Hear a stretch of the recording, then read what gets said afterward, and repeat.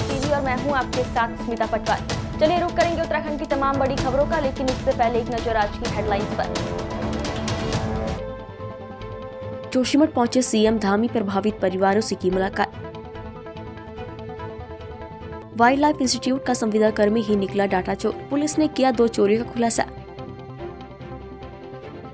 Tractor trolley की टक्कर से जवान की मौत, परिजनों में मचा कोहराम। मुख्यमंत्री पुष्कर सिंह धामी शनिवार को जोशीमठ ग्राउंड जीरो हालात का जायजा लेने पहुंचे। इस दौरान उन्होंने यहाँ प्रभावितों से बातचीत की। उन्होंने कहा कि प्रभावितों को सुरक्षित स्थान पर पहुंचाना उनकी पहली प्राथमिकता है। मुख्यमंत्री ने इससे पहले जोशीमठ के संबंध में अधिकारियों से रिपोर्ट ली। सीएम धामी ने प्रभावितों को आश्वासन दिया कि सरकार हर मुश्किल में उनके साथ खड़ी है। आश्वस्त तो अब सीएम साहब भी चलते चलते क्या करेंगे ना, वो तो ये है कि चलो अपना दर्द है हम बयां करेंगे, बाकी तो कुछ नहीं है। अभी तो कोई आश्वस्त नहीं। क्या आश्वासन है कि 6 महीने के लिए जो कल का स्टेटमेंट था किराए पे चले जाओ। कहाँ किराएदार बनेंगे हम, कहाँ भेज रहे हैं वो हमें किराए पे। ये थोड़ी गुरुद्वारा में चले जाओ, कितने दिन रहेंगे गुरुद्वारा में। और हम ऐसे लोग भी नहीं है कि गुरुद्वारा का प्रसाद खाओ समय काटो। बच्चों का रोजगार खत्म हो गया है, होटल नहीं है, कुछ नहीं है, तो कुछ ना कुछ अब देखो क्या करते। कह तो रहे कि हम कर रहे हैं। मांग रहेगी हमारी मांग क्या चाहिए, हमें बसाया जाए बस, मतलब यही है वो हमारी स्थिति सही कर दी जाए। हम ये चाहते हैं हमारी पहचान न खोए कि हम कहाँ के हैं।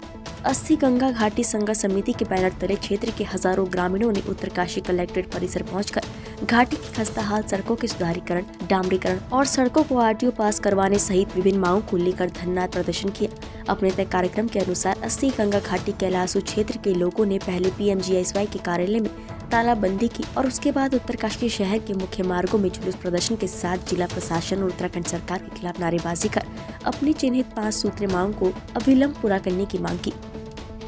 रिखणी खाल में पूर्व निर्धारित कांग्रेस की जन आक्रोश रैली का आयोजन हुआ, जिसका नेतृत्व अनुकृति गुसाई रावत ने किया।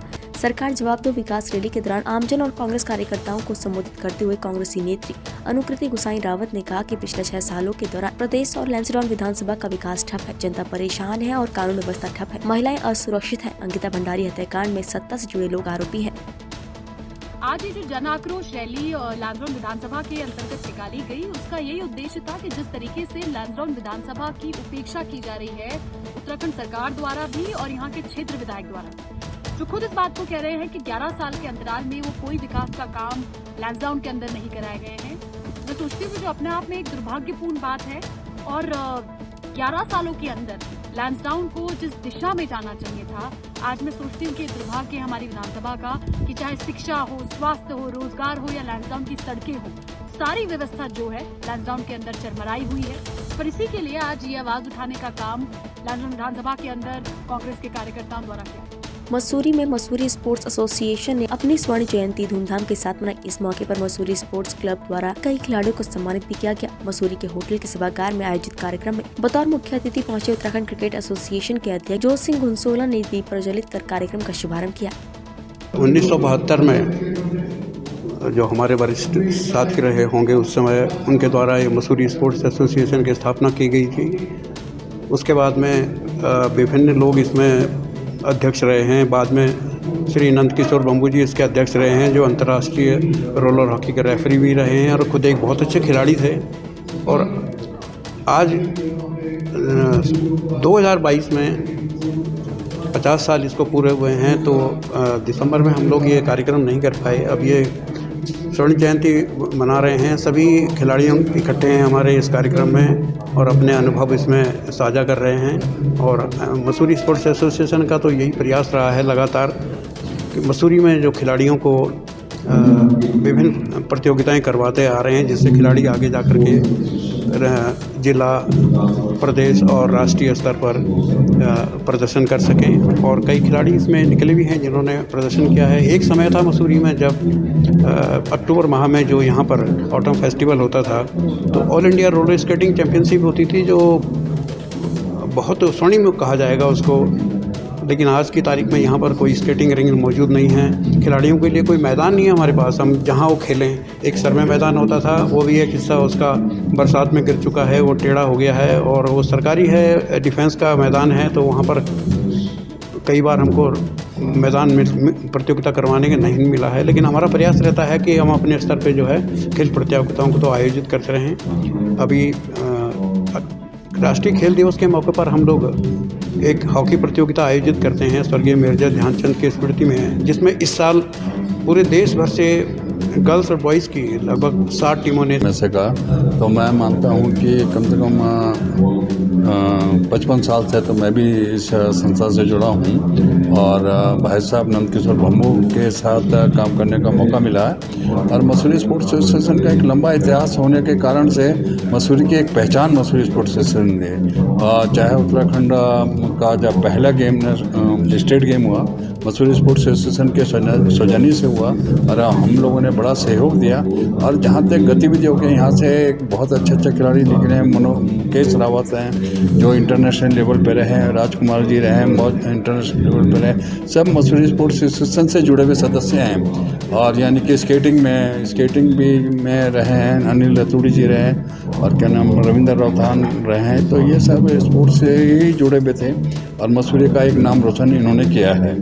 जनपद टिहरी गढ़वाल के विकासक्रम भिलंगना में पड़ने वाले सीमांत गांव पिंसवाड़ के ग्रामीण आज भी अपनी बुनियादी जरूरतों के लिए सरकार से आस लगाए बैठे हैं। हर बार इस गांव में विकास के वादे करने कई प्रतिनिधि आते हैं, लेकिन चुनाव जीतने के बाद सभी ग्रामीणों से करे वादे भूल जाते हैं। प्राकृतिक सौंदर्य और पर्यटन की दृष्टि से बेहद महत्वपूर्ण सीमांत गांव पिंसवाड़ शहस्तर ताल ट्रैक के पास पड़ने वाला मुख्य पड़ाव है। लंबे समय से इस गांव में मोबाइल कनेक्टिविटी शून्य है। मोबाइल तो है लेकिन नेटवर्क न होने की वजह से स्थानीय लोगों को अपने परिचितों से बात करने के लिए कई किलोमीटर दूर पैदल चलना पड़ता है। गाँव में कई तरह की समस्याएं व्याप्त है, जिनमें पेयजल स्वास्थ्य केंद्र न होना और स्कूल के जड़तर भवन प्रमुख है। देख रहे हैं कि हमारे यहाँ जैसा नेटवर्क और रोड और ये हमारा आंगनबाड़ी का केंद्र है, आप देख रहे हैं यहाँ पे हमारे जो है बच्चों का जीवन कट रहा है बड़ी झोपड़ी में।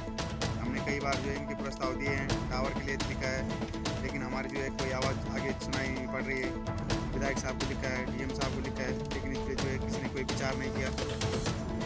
और पेयजल की समस्या है, यहाँ पे आप देख ही रहे हैं कि नल के ये लगे हुए हैं सामने पे, लेकिन इन पे पानी नहीं आ रहा है। गांव में कई सारे बड़े रास्ते हैं, मतलब सरकार ने हमारी तरफ कोई भी ध्यान नहीं दिया है। अच्छा, सीमांत क्षेत्र पिंसवाड़ आता है, ये अपने आप में जनपद टिहरी गढ़वाल का सीमांत है। जी यहाँ पर जो आज जो डिजिटल जो इंडिया की जो बात की जाती है उसको लेकर क्या कुछ कहते हैं आप? सर, डिजिटल इंडिया तो खाली सरकार ने दिखाने के लिए किया है, लेकिन हमारे लिए तो आज भी पुराना ज़माना है। हम तो पुराने ज़माने की ज़िंदगी जी रहे हैं। हमारे लिए न कोई डिजिटल इंडिया है न कुछ है। हम भी आज तो जो है किसी को मैसेज पहुंचाना हो तो यदि किसी आदमी को भेजना पड़ता है, इस प्रकार की हमारे पास सुविधाएं, और तो हमारे पास कोई सुविधा नहीं है। आप तो देख ही रहे हैं कि मतलब रास्ता हो गया, टावर हो गया, इन चीज़ों से जो है हम। प्रदेश के पूर्व मुख्यमंत्री, पूर्व केंद्रीय शिक्षा मंत्री और वर्तमान हरिद्वार सांसद डॉक्टर रमेश पोखरियाल निशंक का चिन्यालीसौड़ पहुंचने पर उनका भव्य स्वागत किया गया। आपको बता दें कि हरिद्वार सांसद डॉक्टर रमेश पोखरियाल निशंक ने हवाई पट्टी के समीप बने भैरवनाथ मंदिर जाकर आशीर्वाद भी प्राप्त किया। कर्णप्रयाग नगर पालिका के अंतर्गत ITI वार्ड के बहुगुणा नगर और सब्जी मंडी के आसपास पिछले कई समय से लगातार भू धसाव होने से लोग दहशत में हैं। लोगों को अपने घरों को छोड़कर किराए के घरों में रहने के लिए मजबूर होना पड़ रहा है। धीरे धीरे घरों में पड़ रही दरार विकराल रूप ले रही है, जिससे कि भविष्य में कभी भी बड़ा खतरा हो सकता है। जब से ये मंडी बनी है 2010 में, जब ये मंडी बनी है, मंडी के कारण ये हमारे मकानों पे जो भू धसाव आ रहा है, उनके जो डे नाइट जिस पे ये JCP लगी है, उनके वाइब्रेशन से हमारा मकान हिल गया है और आज ही हमको ये खामियाजा भुगतना पड़ता है। मंडी में तमाम पेड़ थे, लाखों पेड़ इन लोगों ने काटे और जिससे उसकी जड़ों से भी हमारा मकान हिल गया है। 1 करोड़ मिट्टी खुदाई और 1 करोड़ में इनकी मिट्टी की खाली खुदाई हुई। इनमें इनके हमने इनको JE और AE सबको सूचित किया था कि ये जगह संवेदनशील है, इस पर छेड़छाड़ न की जाए, लेकिन इन्होंने माना नहीं। ये डे नाइट JCP लगाते रहे और इसको काटते रहे, जिसका खामियाजा आज हमको भुगतना पड़ रहा है।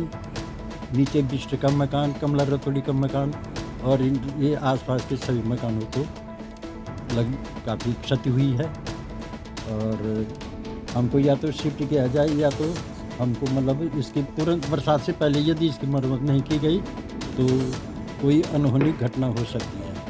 जनपद चंपावत का बनबसा थाना क्षेत्र के 16,000 पुलिस थानों में बेहतर काम करने वाले थानों की श्रेणियों में तीसरे नंबर पर चिन्हित हुआ है, जिसे 20 फरवरी को देश के गृह मंत्री अमित शाह सम्मानित करेंगे।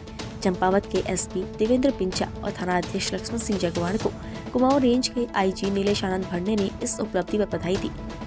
हमको जो ये उपलब्धि हम लोगों को मिली है तो इसके लिए विशेष तौर पर हमारे DGP सर और हमारे कुमाऊं आई सर और हमारे जिले के कप्तान जितने कुशल नेतृत्व में हम लगातार हमें मार्गदर्शन मिलता रहा एक अच्छे कार्य को करने के लिए।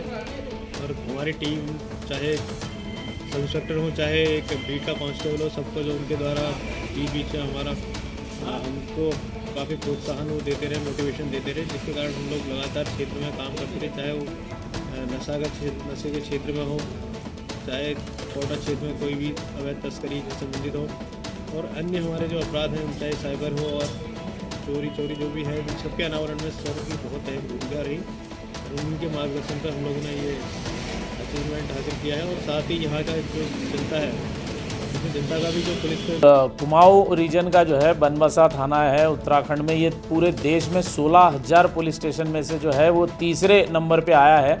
तो ये पूरा श्रेय जो है इस पर जो एसपी चंपावत हमारे साथ देवेंद्र पिंचा जी है इनका है, और जो एसओ जो बनबसा है इन्होंने भी बहुत अच्छा कार्य लगातार जो है वो मन लगाकर वहाँ किया है। कुछ ऐसे कार्य हुए हैं जिस वजह से जो है ये थाना जो है टॉप 3 में तीसरे नंबर पे आया है। इन्होंने जो है वहाँ पुलिसिंग बहुत अच्छी करी है, खासकर ये बॉर्डर का थाना है नेपाल से लगने वाला, जहाँ पर मानव तस्करी और बाकी जो इस तरह से कैसीनो और ये क्रिकेट और ये सारी चीज़ें की शिकायत थी। इन्होंने बहुत वहाँ पर सख्ती करी और एक अच्छा मैसेज जनता के बीच में गया, तो जनता ने जो फीडबैक दिया उसके आधार पे जो है ये तीसरे नंबर पे बनबसा थाना उत्तराखंड का आया है। पहली बार उत्तराखंड बनने के बाद, तो मेरी तरफ से पूरे उत्तराखंड की तमाम बड़ी खबरों में फिलहाल इतना ही। बाकी खबरों के लिए देखते रहिए पहाड़ टीवी। नमस्कार।